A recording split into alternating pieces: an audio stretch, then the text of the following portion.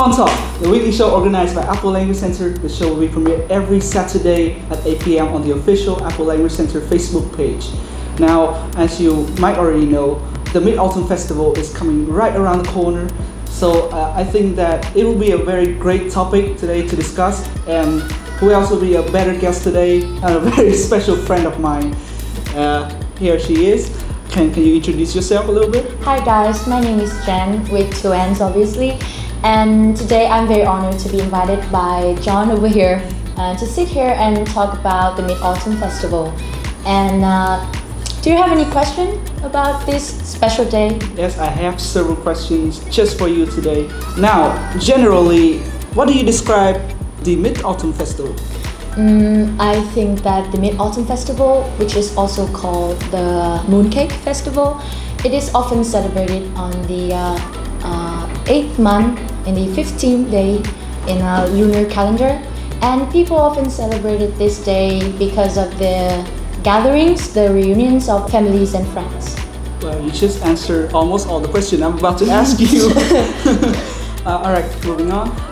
You just said about celebrating the Mid-Autumn Festival. So what do you exactly do to celebrate this day?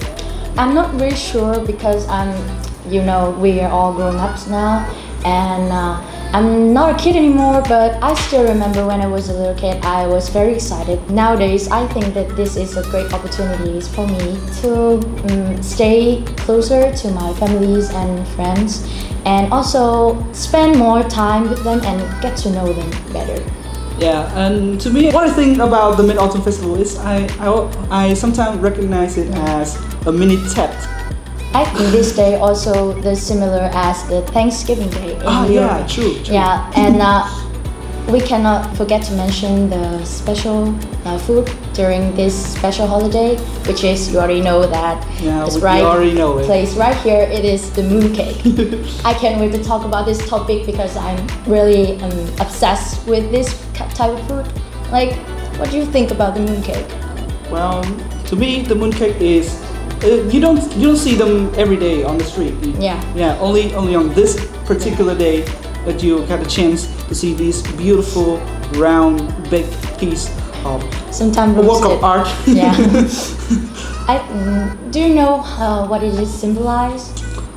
It's symbolized, well, it's in the name. It symbolizes the moon. Yeah. But I did some field research. I know that it is symbolized the roundness, the perfection, and the reunions of all the families in Perfect Asian like countries. Perfect like you. Thanks. What's so special about these? Like, do you know anything, in particular, like very special about the mooncakes? Well, I know how to eat them. I know how to eat them perfectly. Like, it how goes do you eat back. them? Yeah, it goes back with the green tea. From the youngest to the oldest, they try the mooncake with the green tea all the time, and I think it's the best combination. And to me, it tastes really refreshed. It reminds me of home, and I think it's very close to everybody. That's the most wholesome answer I've ever gotten on this show. Well, if I have to describe mooncake, I would describe it as pretty mixed. It gave me a very mixed feeling, just like the inside of this flavor. mooncake. Yeah, you're right about the green tea part. Every time I eat the mooncake, yeah, I really like to eat it with some tea, but I don't really have green tea because my mom doesn't normally have it in the house. But rather we have other teas that are made from very special leaves. There are leaves in Vietnamese called zipka, but I don't know how to explain it in English. But that tea is amazing. Very traditional. Yeah. And in my opinion, I think there are two of my favorite type of mooncakes. It is the sticky rice one and also the roasted one. So now I have a very special question for you that is quite debatable because nowadays people just keep going on and on about these two types. Which type do you prefer more? Well, it is. I'm a sticky rice person. It is tough because both of them are good-ish. I'm gonna go with the sticky one because sometimes the sticky one inner part the inside part, it normally tastes better than the roasted one. That's you know, Vietnamese people just keep getting more and more creative, and they create many type of new mooncakes, like this chocolate, red beans, and matcha. Yeah, I'm waiting for a day where they will put mac and cheese. Mac and cheese. I'm hoping for a day where they put cheese inside one of these. Okay, I can't wait to that day. But now I gotta protect my stomach first.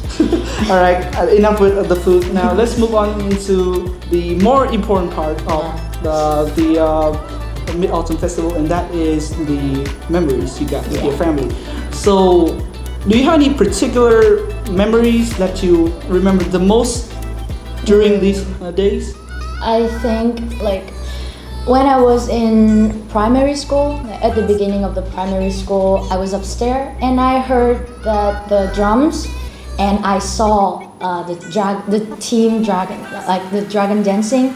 They were on the alley and they dancing and walking through the alley, and I looked at them and I felt really excited and curious. So I ran right downstairs and I just asked my mom and begged her to open the door so the team can go inside and I can see them clearly and can talk to them and play with their costume. And now I read the dragon dancing on the newspaper, and I think it's very traditional, cultural.